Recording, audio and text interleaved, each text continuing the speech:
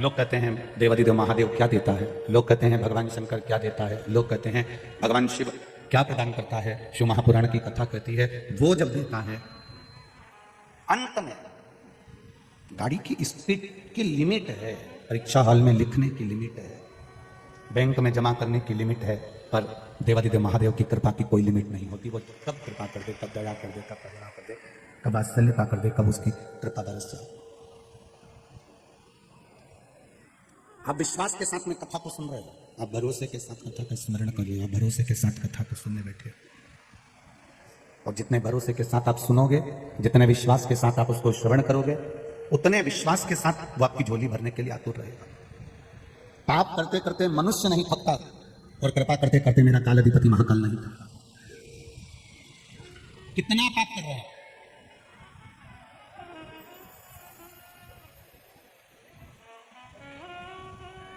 जितने अवंतिकापुर के निवासी हैं, जितने उज्जैन के निवासी हैं, इनको हमारी एक बात से बुरा लग सकता है, लग जाए, दूसरी बात नहीं, आप बुलाना भले, तुम नहीं बुलाओगे चलेगा, मेरा महाकाल हमें बुलाएगा, ये निश्चित है। अवंतिकापुर वासियों को, काशी में रहने वालों को, सोमनाथ में रहने वालों को, ओमकारेश्वर में रहने वालों को, मल्लिकार्जुन में रहने वालों को, केदारेश्वर में रहने वालों को, भीमाशंकर में रहने वालों को, वैद्यनाथ में रहने वालों को, नागेश्वर में रहने वालों को, जितने जितने रामेश्वर में रहने वाले, जितने हमारे ज्योतिर्लिंग हैं, इन ज्योतिर्लिंग में जितने लोग निवास करते हैं, अपना घर बनाकर रहते हैं, अपना व्यापार करते हैं, वो चाहे किसी धर्म का हो, किसी वर्ण का हो, किसी समाज का हो, किसी भी धर्म का हो, अगर वो किसी तीर्थ में निवास कर रहा है तो उस तीर्थ का जो भगवान है, उस तीर्थ का जो देवता है, उस तीर्थ के देवता का भले वो दर्शन करने ना जाए, परंतु उसके शिखर का दर्शन प्रतिदिन करना चाहिए। मंदिर में भीड़ है, हम नहीं जाएंगे, आज शिवरात्रि है, आज नागपंचमी है, आज ये सावन का महीना है, अरे कमाए कि मंदिर जाए, मंदिर में भीड़ है, हम नहीं जाएंगे, पत्नी करे भीड़ है, हम नहीं जाएंगे, बच्चे करे भीड़ है, हम नहीं जाएंगे। घर में अवंतिकापुरी में निवास करने वाले के एक एक घर में ये नियम होना चाहिए कि प्रतिदिन हम रोज पाप करते हैं। दुनिया का व्यक्ति किसी दूसरी जगह पर झूठ और पाप करता है तो उसको भोगना पड़ता है। तीर्थ में रहकर अगर हम थोड़ा पाप करेंगे तो हमें भोगना भी बड़ा पड़ेगा। केवल एक महादेव का दर्शन कर कर या उसके शिखर का दर्शन कर कर हमारा पूरा पाप उसी दिन धुल जाता है। रोज भोजन जरूरी है, उसी तरह रोज शिखर का दर्शन जरूरी है। शिखर का दर्शन रोज जरूरी है, प्रतिदिन। दुकान, घर का यदि एक व्यक्ति भी जिस जिस तीर्थ में रहता है, उस तीर्थ का जो मालिक है, उसकी रोड के सामने से भी अगर घर का कोई व्यक्ति निकल कर चले जाए तो जो भक्त चलते हैं ना, उनके चरण की रज भी उसके कपड़े से अगर छूकर चली जाएगी तो उसका पाप समाप्त हो जाएगा। जो लोग कथा श्रवण करने के लिए आते हैं, पंडाल में रहते हैं, आप लोग उनको देखे होंगे, कोई नोएडा कथा में आया, कोई कहीं आया, कोई कहीं आया। जहां लोग कथा सुनने आते हैं वहां पर भूमि पर दरी बिछा कर, हम ये नहीं कहेंगे कि यार पंडाल में जितने लोग रह रहे हैं ये बाहर के हैं, नहीं। उज्जैन की माताएं भी, उज्जैन के लोग भी अपने घर से 7 दिन के दरी बिस्तर कपड़े लेकर यहाँ पंडाल में सो रहे हैं, क्योंकि उनको मालूम है उज्जैन के लोग भी इस पंडाल के अंदर पड़े हैं, उज्जैन के लोग भी इस पंडाल के अंदर रह रहे हैं। उनके बच्चे फोन लगा कर कहते हैं मम्मी भीड़ होते वापिस आ जाओ। नहीं नहीं, मुझे यहाँ रहना है। तो तू गई क्यों? मम्मी ने फोन लगा कर कह दिया मुझे मालूम था सब दूर से रोड बंद हो जाएगा, बार बार इतनी दूर तो छोड़ने भी नहीं आएगा, इसलिए मैंने दरी कम्बल सब लेके आ गई। 7 दिन बड़ी ने कथा सुनी, बस नहीं आना। और जो मैडम होन थी वो बाद में आती हैं और पीछे झगड़ा करती हैं। जितनी मैडम है बाद में आती हैं लिपे पर टिप्पी लगाने के लिए और पीछे आके झगड़ा करती हैं, हमें जाने दो, तुम हमें पहचानते नहीं हो, हमें नहीं जानते। उनको ये अंदाजा नहीं है कि यहाँ के लोग आपको जाने ना जाने, और वो आपको देख रहा है और वो जानता है अच्छे से, उसको मालूम। थोड़ा सीहोर वाला महाराज बुरा जरूर है, बोलने में थोड़ा सा कमी नहीं रखते। हमारी माँ भी हमसे कहती है थोड़ा सा कंट्रोल में बोला करो, और हमारी माता जी से कहते हैं जन्म उसने दिया है, उसका दिया खा रहा हूं, इनका दिया नहीं खा रहा हूं, इसलिए बोलने में पीछे नहीं हटना। उसकी कृपा। बुजुर्ग माताएं बैठी हैं, बिस्तर लेकर आ गई उज्जैन की माताएं, बढ़िया है, बड़ी। अरे धन्य है मेरी उज्जैन की ऐसी माताओं के चरण धोकर पीना चाहिए, धन्य है। नमन। ये अवंतिकापुरी है, अवंतिकापुरी। लोग कहते हैं उज्जैन के लोग, ये उज्जैन के लोग दिन भर व्यापार में लगे रहते हैं, व्यवसाय में लगे रहते हैं। यहाँ उज्जैन के एक एक कपड़ा व्यापारी भी पीठ पर पानी की टंकी को बांधकर तांबे का लोटा हाथ में लेकर लोगों को पानी पिलाकर फिर रहा है। ये उज्जैनी है, यह अवंतिकापुरी है। यहाँ इतनी कथा में गए, किसी कथा में रात्रि के समय पर आकर किसी ने दही बड़ा नहीं खिलाया, पर ये जो उज्जैन की कथा है, आधी रात को टंकी सिंटेक्स की भर के दही बड़ा, आलू बड़ा, खिचड़ी, आइसक्रीम, कोल्ड ड्रिंक की बोतल, बिस्कुट, हलवा, लौकी का, गजब। और कहे लौकी के हलवे में जितनी लौकी कम उतनी काजू ज्यादा, गजब। पोहा, चाय, चिप्स, पेपर्स, कुरकुरे। अरे धन्य है रे उज्जैन वालों, दिल लूट लिया तुमने तो, गजब गजब।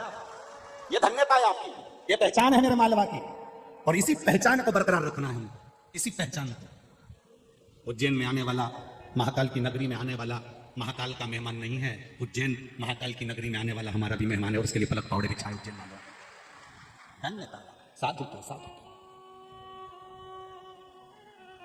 क्या रात्रि को माताएं भजन गाने में लगी हैं, खूब आनंद में नाचना। इसमें बोलो दीजिए जी, आनंद है, खूब भजन, खूब कीर्तन, आग लगे बस्ती में, अपन रहो मस्ती में। क्या आनंद का, इसी को आनंद करते हैं, इसी को। धन्यवाद प्रशासन के अधिकारियों को। कल तेज हवा चली और पूरे प्रशासन के अधिकारी, चाहे वो कलेक्टर सर हों, चाहे एसपी, डीएसपी, एसडीएम, टीआई आदि आदि जितने भी थे, सब जैसे ही तेज हवा चलने लगी, पूरा प्रशासन का एक जितने अधिकारी थे सब आकर खड़े हो गए। धन्यवाद पूरे प्रशासन को, बहुत बहुत। आपकी साधुता है, भजन का, कीर्तन का एक आनंद है, सुख। ये नहीं कि प्रकाश जी लगे हैं या महापौर जी लगे हैं तो अपन क्यों लगे, नहीं, इनके सब साथ में मिलकर चलो, स्मरण भक्ति का यही बल है। अगर हम उज्जैन में निवास कर रहे हैं, महाकाल के दर्शन के लिए भी नहीं जा सकते, महाकाल के दरवाजे तक भी नहीं जा सकते, महाकाल का शिखर दर्शन भी करने नहीं जा सकते, तो जिसकी नगरी में रह रहे हैं उस नगरी की भूमि पर जो शंकर का मंदिर हो, उस शंकर के मंदिर तुम्हारे जो मोहल्ले में, गली में, चौराहे पर तुम्हारे नगर में हो, उस शंकर के मंदिर का भी शिखर दर्शन करोगे तो महाकाल उसको स्वीकार कर लेगा। पाप समाप्त। व्यक्ति पाप रोज करता है, प्रतिदिन करता है, और अगर पाप प्रतिदिन करता है तो भजन भी प्रतिदिन करना चाहिए। पाप प्रतिदिन कर रहा है तो नाम जाप भी प्रतिदिन करना चाहिए। कपड़े पे चाय गिर गई, 1 महीने बाद धोना, चाय का दाग चले जाएगा? अरे बोलो, जम के बोलो, नहीं जाएगा। कपड़े पे चाय गिरी और तुरंत तुमने पानी का गिलास में डुबकी लगा के और उसको जोरदार धो ली ना, तो पानी का दाग रह जाएगा, पर चाय का दाग नहीं रहेगा। चाय का दाग उसी समय छूट जाएगा। कॉफी का दाग रह गया, 15 दिन बाद धोना जाएगा। कोल्ड ड्रिंक पे उसका दाग लग गया, वो दाग भी रह जाएगा, पर तुरंत सब्जी गिरी धोया, चाय गिरी धोया, कॉफी गिरी धोया, सामान गिरा धोया, खीर गिरी धोया।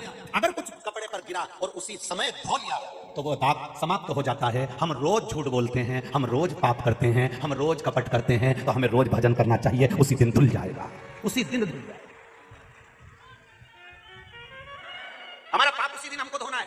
ये नहीं पाप आज करा, झूठ आज बोला, कपट आज करा, बेईमानी आज करी, छल आज करा, प्रपंच आज करा, और फिर बोले मैं तो शिवरात्रि की शिवरात्रि मंदिर जाती।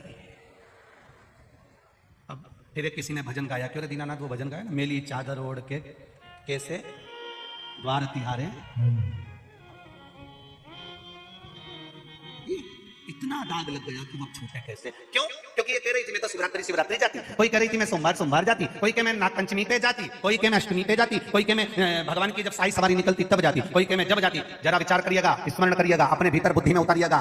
चाय गिर गई, 1 हफ्ते बाद धोगे, दाग पड़ा रह जाएगा। कॉफी गिर गई, 1 हफ्ते बाद धोगे, दाग पड़ा रह जाएगा। खीर गिर गई, 1 हफ्ते बाद धोगे, दाग पड़ा रह जाएगा, पर उसी दिन अगर धो लोगे तो दाग धुल जाएगा। इसलिए रोज झूठ बोलते हो, रोज पाप होता है। मनुष्य शरीर से प्रतिदिन पाप होता है। श्रीमद् भागवत में तो 4 स्थान पाप के बता दिए।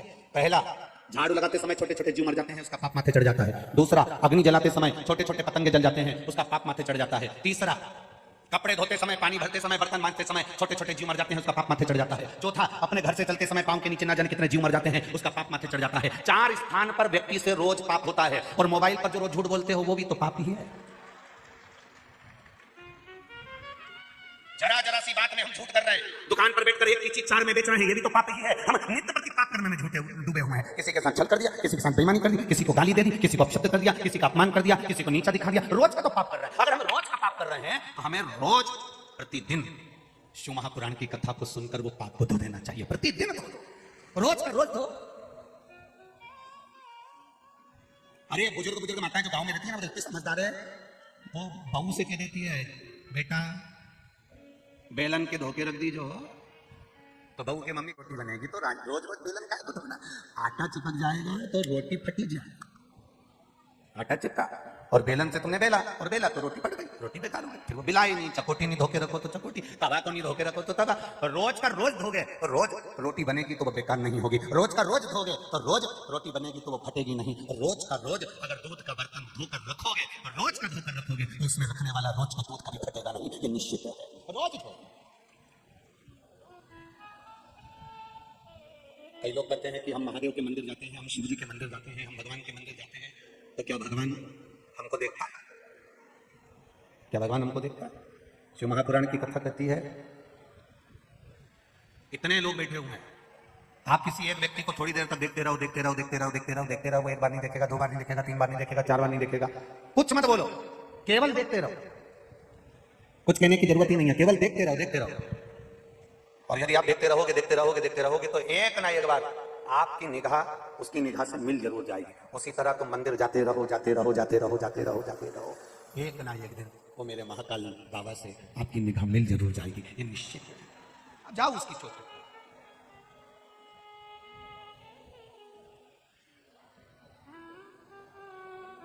अपने चित्त को उससे जोड़ने का प्रयास करो। कितना भय दिया, कितना डराया तो भी पार्वती जी मानी नहीं। आखिरी में शिव जी को माता पार्वती ने अपना बनाया। समय आया, पुत्र षडानंद कार्तिकेय जी का अवतार गंगा जी के जल से प्रागट्यता हो गई और षडानंद कार्तिकेय जी का अवतार जब गंगा जी के जल से प्रागट्यता हुई, तारकासुर को मारना है। ये तारकासुर कोई साधारण सा नहीं है महाराज, पहले भी कथा में कहा, आज फिर कह रहा है। शिव जी का विरोध किसी से नहीं है, शंकर भगवान का कोई दुश्मन नहीं है। इंद्र के दुश्मन हो सकते हैं, 33 कोटि देवी देवताओं के दुश्मन हो सकते हैं, पर मेरे महादेव का कोई दुश्मन नहीं है।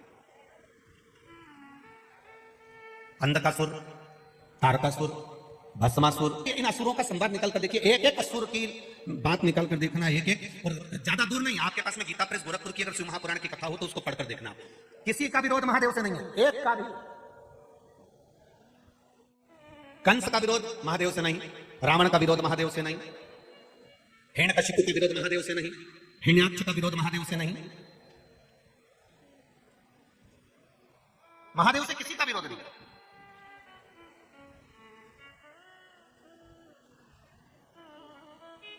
फिर लोग कहेंगे कि गुरुजी आप कहते हो कि शंकर भगवान ने, उनके पुत्र ने तारकासुर को मार दिया, उन्होंने भस्मासुर को मार दिया, उन्होंने इसको मार दिया, उन्होंने उसको मार दिया। इतनी कथाएं आती है शिव महापुराण में इन राक्षसों के संहार की, असुरों के संहार की, फिर इन्होंने क्यों मारा? आखिर इन्होंने मारा क्यों? क्योंकि शिव महापुराण की कथा कहती है भगवान शंकर का किसी से विरोध नहीं है। इंद्र की सत्ता हिलती है, वो ब्रह्मा जी के पास जाते हैं, ब्रह्मा जी भगवान विष्णु के पास जाते हैं, भगवान विष्णु भगवान शिव के पास जाते हैं। जब जब असुर आते हैं, जब जब राक्षस बढ़ते हैं, जब जब उपद्रव मचाते हैं, ये सब घबराने लगते हैं और घबराते घबराते देवादित्य महादेव के पास चले जाते हैं। महादेव कहते हैं क्या चाहिए तुमको? तब देवता कहते हैं इन असुरों का संहार कर दीजिए, इन राक्षसों का संहार कर दीजिए, इन असुरों का संहार कर दीजिए। तब शिव जी कहते हैं इनका मेरे से विरोध नहीं, मैं क्यों मारूं इनको? तब देवता कहते हैं आपसे विरोध नहीं है, पर हमसे तो है। इंद्र की सत्ता चाहते हैं ये, शिव जी का किसी से विरोध नहीं, भगवान शंकर का किसी से विरोध नहीं। इंद्र का विरोध है क्योंकि इंद्र की सत्ता पाने के लिए वो आक्रमण करते हैं, वैकुंठ को पाने के लिए आक्रमण करते हैं, एक अच्छे लोक को पाने के लिए असुर राक्षस आक्रमण करते हैं, एक अच्छे लोक को पाने के लिए। और किसी राक्षस से कहा जाए, किसी असुर से कहा जाए कि तुम वैकुंठ मत लो, तुम इंद्रलोक पर आक्रमण मत करो, तुम वैकुंठ लोक पर आक्रमण मत करो, तुम तो एक काम करो यहाँ पृथ्वी पर आओ और कैलाश लोक ले लो, भगवान शंकर का कैलाश ले लो, भगवान शिव का कैलाश धाम ले लो। असुरों को, राक्षसों को इंद्रलोक चाहिए, वैकुंठ लोक चाहिए, ब्रह्म लोक चाहिए, पर कैलाश धाम नहीं चाहिए। कारण क्या है? इंद्र लोक मिल जाएगा तो सत्ता धारण करेंगे, वैकुंठ लोक मिल गया तो सत्ता धारण करेंगे, ब्रह्म लोक मिल गया तो सत्ता धारण करेंगे, और अगर कैलाश धाम मिल गया तो वहां सत्ता नहीं, वहां केवल भजन हो पाता है, भक्ति हो पाती है, और कुछ नहीं। केवल भजन होगा, केवल भक्ति होगी, केवल स्मरण होगा, उसके सिवा कुछ नहीं होगा। अब यहाँ क्या हो रहा है? ये आप लोग आए हो कथा सुनने के लिए, यहाँ कुछ हो रहा है क्या? यहाँ कोई सत्ता की बात, कोई वैभव की बात, कोई राज सत्ता की बात, कोई अन्य बात? ना ना, यहाँ तो केवल एक काम है, भगवान का भजन करो। जितनी देर बैठे हो श्री शिवाय नमस्तुभ्यम, जितनी देर बैठे हो पंचाक्षर मंत्र नमः शिवाय, जितनी देर बैठे हो षडाक्षर मंत्र ओम नमः शिवाय, जितनी देर बैठे हो क्षिप्रा मैया की जय, महाकाल राजा की जय, हर सिद्धि माता की जय, काल भैरव भगवान की जय। जितनी देर बैठते हैं उतनी देर हम भगवान का जय घोष करते हैं, भजन करते हैं, कीर्तन करते हैं, मंत्र जाप करते हैं। कारण केवल एक है, इंद्र लोक मिल गया तो इंद्र का सिंहासन मिलेगा, बैकुंठ अगर हो गया असुरों का तो बैकुंठ का सिंहासन मिलेगा, ब्रह्म लोक पर आक्रमण कर लिया तो ब्रह्म लोक का आधिपत्य उनको प्राप्त हो जाएगा। पर यदि कैलाश पर आक्रमण करा तो कैलाश तो वो भूमि है, कैलाश वो जगह है, कैलाश वो स्थान है कि मृत्यु लोक पर अगर आक्रमण कर भी दिया और यह मिल भी गया तो इसमें केवल भजन हो सकता है, भक्ति हो सकती है, स्मरण हो सकता है और कुछ नहीं हो सकता। जब हम भजन में मन लगाते हैं और मन नहीं लग पाता ना, तो उसके लिए भी शिव महापुराण की कथा कहती है, केवल एक बेलपत्री, इसके दोनों भाग में, ये जो बेलपत्री है इसके दोनों भाग में लाल चंदन, और ये जो डंडी है इसके पीछे चंदन की, पीले चंदन की एक गोली, पीले चंदन की एक गोली लगा लो या पीले चंदन में डंडी को भिंगा लो। अशोक सुंदरी वाली जगह पर पत्ती का मुंह जहां से पानी बहकर जा रहा है उधर, और डंडी का मुख अशोक सुंदर वाली जगह पर जहां शिव जी का शिवलिंग है उस ओर मुख कर जो ये लाल चंदन लगी हुई और डंडी में पीला चंदन लगी हुई, जो इस पत्ती को समर्पित कर देता है, मंदिर में जाने पर जिसके विवेक में गलत सोच आ जाती है, गलत बुद्धि आ जाती है, गलत सपने दिखते रहते हैं, गलत विचार आते रहते हैं, दिन रात आंख फड़कती रहती है, हर पर यह सोचता रहता है कि एक्सीडेंट ना हो जाए, ऐसा लगता है इनके साथ कुछ गलत ना हो जाए, ऐसा लगता रहता है कि बच्चे के साथ कुछ गलत ना हो जाए, उसको सोमवार की अष्टमी के दिन एक बेलपत्र, लाल चंदन दोनों पत्नी में, पीछे पीला चंदन अशोक सुंदरी वाली जगह पर समर्पित कर देना चाहिए, तो जिंदगी में वो भय और गलत सोच समाप्त हो जाती है। दृष्टि में वो सोच आती ही नहीं, गलत विचार, गलत सोच, गलत दृष्टि, गलत भाव प्रकट कब होता है? भय कब आता है? भय आने का कारण क्या है? एक बार पहले भी कथा में काज फिर कर रहे हैं, बहुत ध्यान से समझना, बार बार इस प्रसंग को शायद कथाओं में नहीं आता है, आप बहुत ध्यान से सुनिएगा। ये शिवलिंग, ये जलाधारी, ये जलाधारी का जल बहने वाला स्थान, ये गोल जलाधारी है, ये शिवलिंग रखा है, ये जलाधारी है।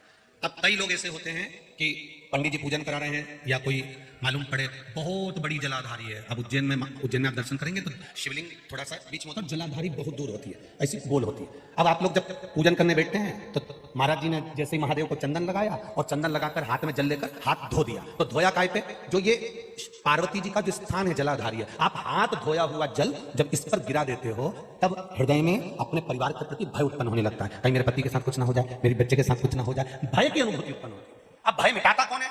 मान लो सपने गलत आ रहे हैं, विचार गलत आ रहे हैं, दृष्टि गलत हो रही है, ऐसा लग रहा है कि अभी एक एक्सीडेंट हुआ था, दूसरा एक्सीडेंट फिर ना हो जाए, ऐसा लग रहा है एक बार दुकान डाल ली, दूसरी बार घाटा ना लग जाए, पहले घाटा लग चुका है, एक दुकान डाली थी वो नहीं चली, दूसरी फिर न चलेगी तो क्या होगा? जिसके मन में ऐसा विचार आ जाता है उसको केवल एक बेलपत्री, दोनों पत्तियों में लाल चंदन, डंडी में पीला चंदन, जलाधारी पर जो अशोक सुंदरी बनी है वहां बस इस तरह से उसको रख देना है, जिंदगी में कभी भय आता ही नहीं है। भले कितनी भी तुमने सोच ली हो, एक दुकान में घाटा लग भी गया तो दूसरी दुकान दमकर चलती ही है, ये पत्ती का नियम है बेलपत्री।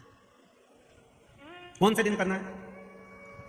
जम के बोलो, जम के जरा, सोमवार की अष्टमी के शिव तत्व का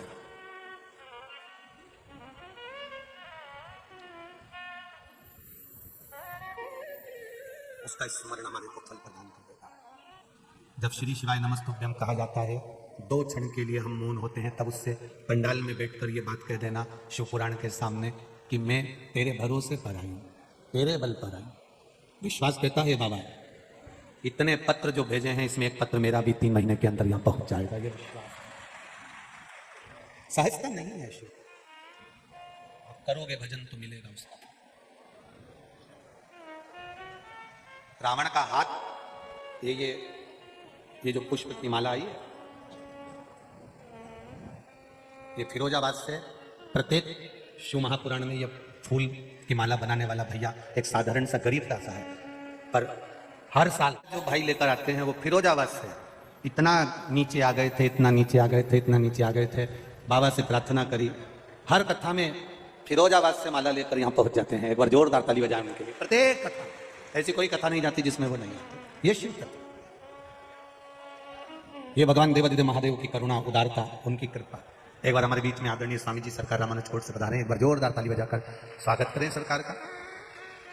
आपका आशीर्वाद पूर्व में भी हर पल हर क्षण प्राप्त होता रहा है, बड़ा प्रेम, बड़ा स्नेह सरकार का रहा है। शिव तत्व की प्राप्ति है। शिव महापुराण की कथा कर रहे हैं, भरोसा नहीं टूटना चाहिए, विश्वास डिगना नहीं चाहिए। जब हमारा भरोसा, हमारा विश्वास पक्का हो जाता है तो परमात्मा को मिलने में देरी नहीं होती।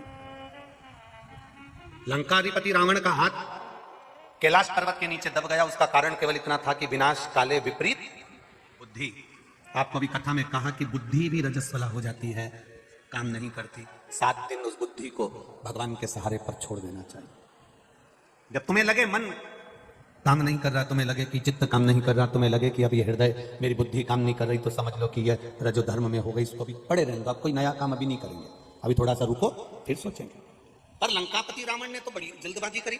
ऊपर से अगर विमान नहीं गया तो उसने कैलाश पर्वत को उठाने का विचार कर लिया और कैलाश पर्वत को उठाकर एक और रखने का विचार करा, चिंगाड़ दिया, हाथ दब गए।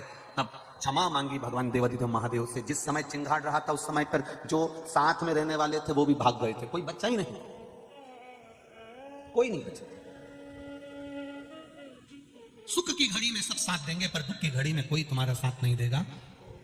वो दुख की घड़ी में केवल एक ही है, वो कालाधिपति महाकाल राजा, वो आपका साथ देगा, ये निश्चित। श्री शिवाय नमस्तुभ्यं,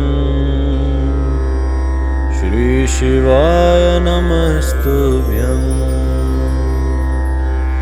श्री शिवाय नमस्तुभ्यं, श्री शिवाय नमस्तुभ्यं, श्री शिवाय नमस्तुभ्यं, श्री शिवाय नमस्तुभ्यं, श्री शिवाय नमस्तुभ्यं, श्री शिवाय नमस्तुभ्यं, श्री शिवाय नमस्तुभ्यं, श्री शिवाय नमस्तुभ्यं, श्री शिवाय नमस्तुभ्यं, श्री शिवाय नमस्तुभ्यं।